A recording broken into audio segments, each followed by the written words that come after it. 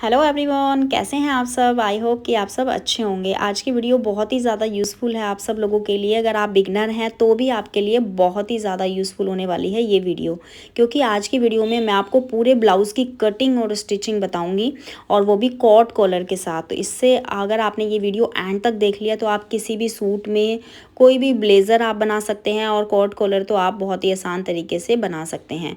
और कैसे इसको डमी पर सेट करना है कोट कॉलर को, आप देख रहे हैं कि कैसे गले पे एकदम चिपक के आ रहा है कोट कॉलर, और कोई भी झोल नहीं है। बहुत ही प्रोफेशनल तरीके से मैंने इसको एक्सप्लेन किया है। बस आपको एक छोटा सा काम करना है, वीडियो को एंड तक ज़रूर देखना है, स्किप नहीं करना है। तो चलिए टाइम ना वेस्ट करते हुए वीडियो को स्टार्ट करते हैं। तो कोट कॉलर और ब्लाउज़ को बनाने के लिए मैंने ये ब्रॉकेट का कपड़ा लिया है, और ब्रॉकेट के कपड़े के साथ मैंने लिया है लाइनिंग। आप कोई भी ब्लाउज़ अगर बना रहे हैं तो उसमें आप सबसे पहले लाइनिंग को ही कट करेंगे। तो इस वाली ब्लाउज़ में भी मैं सबसे पहले आपको लाइनिंग को ही कट करके दिखाऊंगी। तो चलिए लाइनिंग को कटिंग करते हैं। तो लाइनिंग को कटिंग करने के लिए मैंने सबसे पहले बैक पार्ट को कट करना है, और ये मेरा है फोल्ड वाला साइड। तो बैक पार्ट को हम फोल्ड वाली साइड से कट करेंगे। सबसे पहले मैं स्ट्रेट लाइन बनाने के लिए एक निशान लगाऊंगी, और मैं बैक पार्ट कटिंग कर रही हूँ और कॉट कॉलर वाला वैसे कटिंग कर रही हूँ। तो बैक पार्ट को हम एक्स्ट्रा ले लेंगे थोड़ा सा। तो मैंने 1.5 इंच का एक्स्ट्रा मार्जिन ले लिया है ऊपर की साइड। कोई भी हम कॉलर बनाते हैं तो बैक साइड को थोड़ा सा एक्स्ट्रा ले लेते हैं। अब सबसे पहले मैंने आर्मोल लिया है, आर्मोल 8 इंच लिया है। डॉट पॉइंट मैंने लिया है 11.5 इंच, और लंबाई है मेरी 17.5 इंच। ब्लाउज़ की लंबाई 17.5 इंच लूँगी। अब जितने भी पॉइंट बनाए थे सारे पॉइंट के ऊपर स्ट्रेट लाइन बना देंगे फ्रेंड्स। अब जो साइज़ मैं बना रही हूँ, सबसे बड़ी बात है मैं किस साइज़ का बना रही हूँ। तो मैं बना रही हूँ 38 साइज़ के अकॉर्डिंग, लेकिन आप किसी भी साइज़ का बना सकते हैं।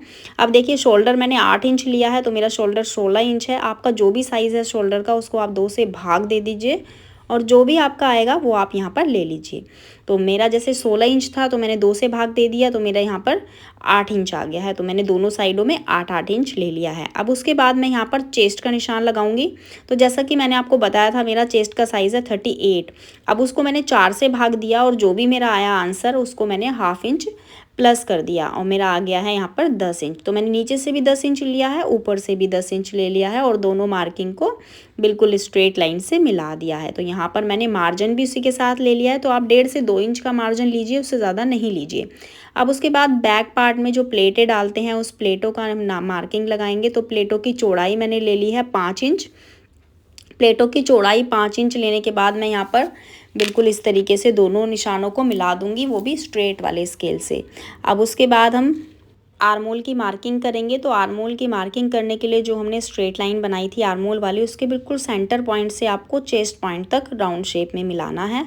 और उसके बाद आप आर्मोल को नापेंगे तो आपका आर्मोल का हाफ आना चाहिए। तो मेरा 18 इंच आर्मोल है, तो मेरे 9 इंच आया है। इसका मतलब मैंने बहुत ही अच्छे तरीके से मेरा निशान लग गया है। अब यहाँ पर मैंने शोल्डर डाउन किया है। अब आप देखिए जो मैंने 1.5 इंच एक्स्ट्रा लिया था, तो यहाँ से मैंने बैक को उठा दिया है थोड़ा सा एक्स्ट्रा। 1.5 इंच भी उठा सकते हैं और 2 इंच भी उठा सकते हैं, आपकी अपनी मर्जी है। जैसा भी आपको सूटेबल रहे वो आप कर सकते हैं। वैसे 1.5 इंच का इनफ रहता है, बहुत अच्छे से बैठता है। अब गले की चौड़ाई मैंने यहाँ पर 3.25 इंच ली है, और डीप मैंने लिया है 1.5 इंच पूरा, जितना भी मैंने बैक को उठाया था। तो आप अगर 2 इंच उठाएंगे तो आपको यहाँ से 2 इंच लेना होगा, और अगर आप 1.5 इंच उठाएंगे तो यहाँ पर आपको 1.5 इंच उठाना होगा। अब निशान के ऊपर से ही बैक पार्ट को कटिंग कर दीजिए। बैक पार्ट की कटिंग करने के बाद अब हम फ्रंट पार्ट की कटिंग करेंगे। फ्रंट पार्ट को मैं ओपन वाली साइड से कट करूँगी, क्योंकि मेरा जो ब्लाउज़ है उस ब्लाउज़ को आगे से मुझे ओपन रखना है। तो यहाँ पर मैंने ओपन वाली साइड से निशान लगाया है। लेकिन सबसे पहले आप अगर कोट कॉलर बना रहे हैं तो यहाँ पर मैं 2.5 इंच की पट्टी ले रही हूँ, 2.5 से 3 इंच की पट्टी ले रही हूँ, क्योंकि मुझे किनारी को अलग हटाना है। कोई भी आप कपड़े में किनारी लेते हैं तो किनारी आपको लेना ही नहीं है, किसी भी कपड़े में किनारी को बिल्कुल कट करके अलग कर दीजिए। अब यहाँ पर मैंने 2.5 इंच की पट्टी की मार्किंग लगा दी है। अब उसके बाद हम जैसे हमने नॉर्मल ब्लाउज़ की मार्किंग करते हैं वैसे ही मार्क लगाएंगे। यहाँ पर मैंने आप देख सकते हैं कि 2.5 इंच की पूरी पट्टी मेरी अलग से सेपरेट कोट कॉलर की शेप के लिए रख दी है। अब यहाँ पर हम स्ट्रेट लाइन बनाने के लिए एक निशान लगाएंगे। उसके बाद मैंने आर्मोल लिया है 8 इंच, बैक पार्ट में भी सेम लिया था, और डॉट पॉइंट मैंने लिया है 11.5 इंच। तो बैक पार्ट में भी डॉट पॉइंट 11.5 इंच ही लिया था। वेस्ट पॉइंट मैंने 15 इंच लिया है, और लंबाई मैंने 18 इंच ली है, और यहाँ पर मैंने मार्जिन ले लिया है। अब सबसे पहले हमने जो भी निशान हमने बनाए हैं उन सब पे हम स्ट्रेट लाइन बना देंगे, ताकि हमें मतलब मेज़रमेंट लेने में आसानी हो। अब यहाँ पर मैंने शोल्डर ले लिया है 8 इंच, उसके बाद नीचे वाली लाइन से भी मैं 8 इंच ही लूँगी, लेकिन उससे पहले मैं यहाँ पर फ्रंट क्रॉस का निशान लगा देती हूँ, क्योंकि फ्रंट क्रॉस हम लेते हैं कॉट कॉलर या कॉलर कोई भी बना रहे हैं, आपको फ्रंट क्रॉस ज़रूर लेना है, क्योंकि उससे क्या होता है कि हमारा जो फ्रंट वाले पार्ट में आर्मोल की शेप डालते हैं वो बहुत अच्छे तरीके से डल जाती है, कोई भी झोल नहीं आता। अब यहाँ पर मैंने फ्रंट पार्ट में एक्स्ट्रा लिया है 0.25 इंच बैक पार्ट के अकॉर्डिंग। जैसे मैंने यहाँ पर वहाँ पर 10 इंच लिया था, तो यहाँ पर मैंने 11.25 इंच लिया है। वो क्यों लिया है, क्योंकि फ्रंट वाले पार्ट में हम प्लेटें डालेंगे, और प्लेटों को का जो मार्जिन है एक्स्ट्रा लेने के लिए, क्योंकि प्लेटें डालने के बाद फ्रंट वाला पार्ट छोटा हो जाता है, तो वो छोटा ना हो उसके लिए मैंने 0.25 इंच एक्स्ट्रा लिया है। उसके बाद मैंने यहाँ पर नीचे से सेम वही लिया है जो हमने ऊपर से लिया है। अब ये जितने भी नाप हम ले रहे हैं, मेज़रमेंट ले रहे हैं, उसके अकॉर्डिंग हम निशान लगा देंगे, और जितने भी निशान हमने बनाए हैं उन सारे निशान के ऊपर स्ट्रेट लाइन बना देंगे। तो ये देखिए मैंने सबसे पहले आर्मोल की मार्किंग की है, आर्मोल पर मैंने स्ट्रेट लाइन बना दी है, और शोल्डर डाउन करेंगे 1/2 इंच से 0.25 इंच।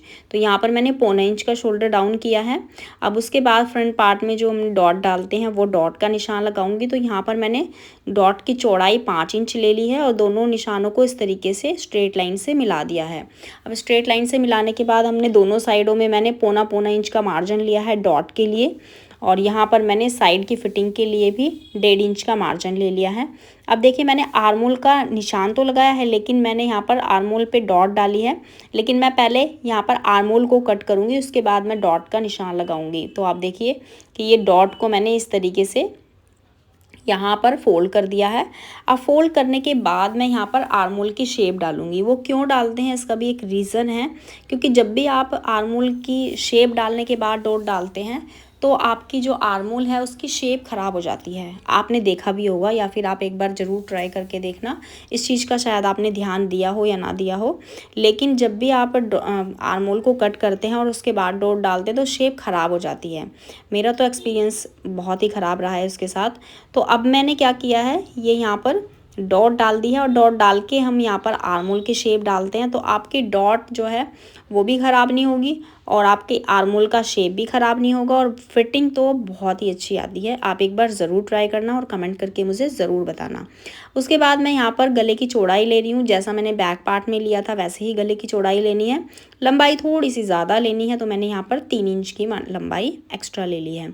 अब ये मैंने हिप कर्व स्केल का यूज़ किया है फ्रंट वाले कॉलर की शेप डालने के लिए। आप कोई भी स्केल ले सकते हैं, जो जिससे हम लैग कर्व स्केल बोलते हैं, जिससे हम पैंट की कटिंग करते हैं, उस स्केल से भी हम ये वाली मार्किंग कर सकते हैं। उसके बाद मैंने यहाँ पर शेप डाल दी है। इस शेप को हम हल्की सी राउंड में भी कर सकते हैं, जैसा भी आपको कॉलर के कॉर्नर को बनाना है, जैसे राउंड में बनाना है तो आप राउंड शेप भी डाल सकते हैं, और अगर आपको हल्का सा कॉर्नर चाहिए तो कॉर्नर में भी आप इस तरीके से मार्किंग कर सकते हैं। अब इस फ्रंट वाले पार्ट की मार्किंग होने के बाद मैं निशान के ऊपर से ही फ्रंट वाले पार्ट को कट कर देती हूँ। तो ये फ्रंट और बैक पार्ट की दोनों की कटिंग हो चुकी है। अब उसके बाद जो मेरा मेन फैब्रिक है उसके ऊपर मैं इसको रख देती हूँ। फ्रंट वाला पार्ट ओपन वाली साइड से निकालना है, बैक वाला पार्ट फोल्ड वाली साइड से निकालना है। दोनों पार्ट को निकालने के बाद हम अच्छे से उनको कच्चा कर लेंगे। अब कच्चा करने के बाद हम चलो मशीन पर चलते हैं। अब मैं आपको डॉट डालना बताऊंगी। बैक पार्ट की डॉट हमेशा 1/2 इंच डालनी है आपको। कोई भी ब्लाउज बना रहे हैं, या तो कॉट कॉलर वाला बना रहे हैं या फिर आप सिंपल ब्लाउज बना रहे हैं, आपको 1/2 इंच का ही डॉट डालना है, क्योंकि ज़्यादा डीप डॉट डालते हैं तो बैक में झोल आ जाता है।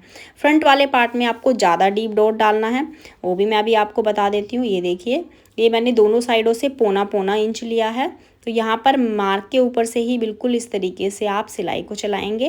तो फ्रंट वाले पार्ट में जो नीचे वाली डॉट है वो बिल्कुल परफेक्ट डली है। अब आप देख सकते हैं कि नीचे से मेरा यहाँ पर 9.5 इंच पे आया है, और यहाँ पर मेरा 9 इंच आया है, यानी कि वेस्ट पॉइंट और नीचे वाला जो साइज़ है वो बिल्कुल परफेक्ट बनेगा। अब उसके बाद आर्मोल वाली डॉट डालेंगे। जो आर्मोल पर हमने डॉट डाली है, जो भी मैंने आपको बताया है, अब देखिए कितनी अच्छी 2 डॉट पे ही बहुत ही अच्छी फिटिंग आएगी ब्लाउज़ की। अब उसके बाद मैंने यहाँ पर दूसरे वाला जो पार्ट है उसके ऊपर भी सेम वैसे ही डॉट डालेंगे, दोनों साइडों में, आर्मोल की साइड में भी और नीचे वाले पार्ट में भी। अब दोनों फ्रंट पार्ट को हमने रेडी कर लिया है। अब दोनों फ्रंट पार्ट को रेडी करने के बाद जो हमारी फ्रंट वाले पार्ट की पट्टियाँ हैं यहाँ पर, तो तो आप देख सकते हैं कि जब मैं इसको कॉलर को बनाऊंगी तो नीचे से जो लाइनिंग है वो ऊपर की साइड शो होगा, तो इसका मतलब है कि हमें नीचे की साइड भी कपड़ा एक्स्ट्रा लेना है। तो जो मेरा कपड़ा बचा था एक्स्ट्रा, क्योंकि हेल्दी पर्सन का बना रहे हैं तो बहुत ही कम कपड़ा बचा है, तो मैंने जैसे तैसे करके इसमें जॉइंट लगा लिया है पट्टी में। आप भी ऐसे ही कर सकते हैं। इसी की वजह से मैंने इसमें स्लीव्स भी जॉइंट नहीं की है, क्योंकि इतना हमारे पास कपड़ा नहीं था।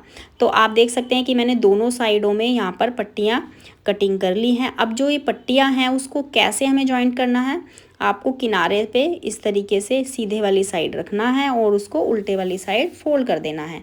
एक पैर का मार्जिन लेना है और कॉर्नर आपको जैसा राउंड में चाहिए राउंड में, अदरवाइज़ आप कॉर्नर बनाना चाहते हैं तो कॉर्नर वाली साइड से आप उसको अच्छे से फोल्ड कर सकते हैं। अब देखिए मैंने पट्टी को अच्छे से उस पर अटैच कर दिया है। अब पट्टी को अटैच करने के बाद मैं इसको फोल्ड कर लेती हूँ, तो ये मेरा एक साइड का रेडी हो गया है। सेम वैसे ही हम दूसरी साइड भी रेडी करेंगे। यहाँ पर मैंने नीचे की साइड एक पट्टी रखी है और उसको एक पैर का सिलाई लगा के उसको फोल्ड कर दिया है। तो आप देख सकते हैं फ्रंट की पार्ट जो है हमारे दोनों वो रेडी हो गए हैं। दोनों फ्रंट पार्ट रेडी होने के बाद हम शोल्डर को जॉइंट करेंगे, तो फ्रंट और बैक पार्ट को हम इसी तरीके से जॉइंट कर लेते हैं। फ्रंट और बैक पार्ट जॉइंट करने के बाद हमने यहाँ पर आर्म होल वाली साइड में पूरे पट्टियाँ लगा के उसको फोल्ड करना है, क्योंकि हम कट स्लीव बना रहे हैं। आपको अगर स्लीव्स लगानी है तो आप पहले फिटिंग डालेंगे साइड की, और साइड की फिटिंग डालने के बाद आप स्लीव्स को जॉइंट करेंगे। तो यहाँ पर मैंने उरेप पट्टी को लगाया है। उरेप पट्टी बिल्कुल इस तरीके से आपको अटैच करनी है। सीधी वाली साइड लगाने के बाद उसको उल्टे वाली साइड फोल्ड करना है और बिल्कुल किनारे पे आपको सिलाई लगानी है। जितना आपने एक पैर का मार्जिन लिया है उतना ही आपको एक्स्ट्रा पट्टी अंदर फोल्ड करनी है और एक्स्ट्रा कपड़े को कट कर देना है। और उसके बाद हम इस पट्टी को अंदर की साइड करके उसको तुरपाई भी कर सकते हैं, हेमिंग कर सकते हैं। ऐसे ही मैं दूसरी साइड की भी पट्टी लगा दूंगी। अब यहाँ पर दोनों पट्टियाँ लगाने के बाद जो फ्रंट वाला पार्ट है उसको मैं नीचे से फोल्ड कर लेती हूँ। जैसे मैंने बैक पार्ट को फोल्ड किया है तो वैसे ही उसी के अकॉर्डिंग मैंने यहाँ पर फ्रंट पार्ट को भी रेडी कर लिया है। अब दोनों फ्रंट पार्ट को रेडी करने के बाद लास्ट में हम कॉलर को जॉइंट करेंगे। तो देखिए कॉलर को जॉइंट करने के लिए सबसे पहले आप कॉलर को नाप लीजिए अच्छे से कि कितना इंच का आपको कॉलर चाहिए। तो देखिए मेरा 17 इंच का कॉलर चाहिए, तो मैं यहाँ पर पेस्टिंग पर इसी तरीके से निशान लगाऊंगी। हल्की सी राउंड शेप में हमें निशान लगाना है। तो यहाँ पर 17 इंच का है तो मैं 8.5 इंच का कॉलर कटिंग करूँगी। अब इस तरीके से कॉलर की चौड़ाई रख सकते हैं। तो देखिए परफेक्ट जो चौड़ाई है वो 1.25 इंच पर आती है, जैसे मैंने लगाई है। आप 2 इंच भी ले सकते हैं। 2 इंच भी बहुत ही अच्छी फिटिंग आती है, बहुत ही अच्छी फिनिशिंग से कॉलर अटैच हो जाता है। अब ये मैंने पेस्टिंग को कट कर दिया है। अब इस पेस्टिंग को कट करने के बाद हम इसको ओपन कर लेंगे। अब इसको क्या करेंगे, नॉर्मल जो हमारा कपड़ा है जिसका हमने ब्लाउज़ बनाया है उसका जो वेस्ट कपड़ा बचा है उसके ऊपर हम उसको चिपका देंगे अच्छे से। चिपकाने के बाद अब एक और कपड़ा रेडी करेंगे जिसके ऊपर रख के इसको पलटना होता है। तो यहाँ पर मैंने पेस्टिंग को इसके ऊपर चिपका दिया है और नीचे हमने एक और कपड़ा रखा है जिसको हमने उसको रख के सिलाई लगा के उसको पलटना है। तो अब देखिए मैंने यहाँ पर एक पैर का मार्जिन लेके उसको एक्स्ट्रा कपड़े को कट कर दिया है। कपड़े को कटिंग करने के बाद हम नीचे से एक पैर का जो मार्जिन है उसको अच्छे से मतलब फिनिशिंग से कट कर लेंगे ताकि हमें जॉइंट करने में कॉलर को कोई भी प्रॉब्लम ना हो। अब कॉलर को पलट देंगे, कॉर्नर को अच्छे से निकालना है आपको। किसी भी मतलब पेंसिल की हेल्प ले लीजिए या फिर आप किसी भी कॉर्नर वाली चीज़ का हेल्प ले लीजिए। अब कॉलर कैसे जॉइंट करना है देखिए, सीधे वाली साइड आपको जॉइंट करना है और उल्टे वाली साइड आपको उसको पलट देना है। सीधी वाली साइड जॉइंट करने के लिए सिर्फ आपको एक पैर का मार्जिन लेना है, एक्स्ट्रा मार्जिन नहीं लेना है। और एक कोने से आपको दूसरे कोने तक बिल्कुल इक्वल आपको सिलाई लगानी है।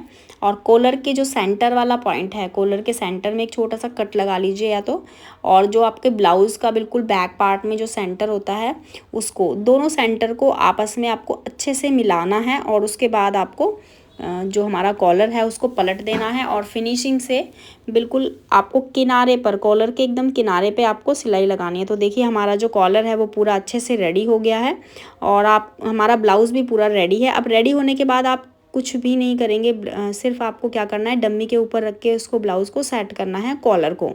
क्योंकि जब भी आप बॉडी के ऊपर कॉलर को अच्छे से पहनते हैं तो आपके कॉलर की सही से सेटिंग तभी होती है, तब आप डम्मी पे रख के उसको अच्छे से सेट करते हैं। तो जहाँ पर भी आपको अपनी फिटिंग के अकॉर्डिंग मार्किंग कर लीजिए, और जहाँ पर भी आपको गला चाहिए, मतलब गले का जो डीप है वो आपको अपने अकॉर्डिंग रखना है।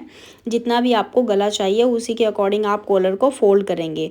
तो अच्छे से कॉलर को फोल्ड कर लीजिए, और जहाँ पर आपका सेट बैठ रहा है अच्छे से, वहाँ पर आप इसको ऑल पिन से अच्छे से सेट कर लीजिए। अब सेट करने के बाद एक बार फिर से चेक कर लीजिए कि आपका गले की जो लेंथ है वो जितना प्रॉपर आपको चाहिए, जितनी आ रही है उतनी ही है या नहीं। अब उतना होने के बाद आप अच्छे से उसको कॉलर को सेट कर लीजिए, यानी कि आयरन से उसको अच्छे से सेट कर लीजिए। डम्मी के ऊपर ही आपको आयरन करना है, क्योंकि उससे क्या होता है आपके कॉलर में कभी भी झोल नहीं आता, और जिस वे में आपका कॉलर है उसी के ऊपर आपको अच्छे से स्टीम आयरन से प्रेस करना है।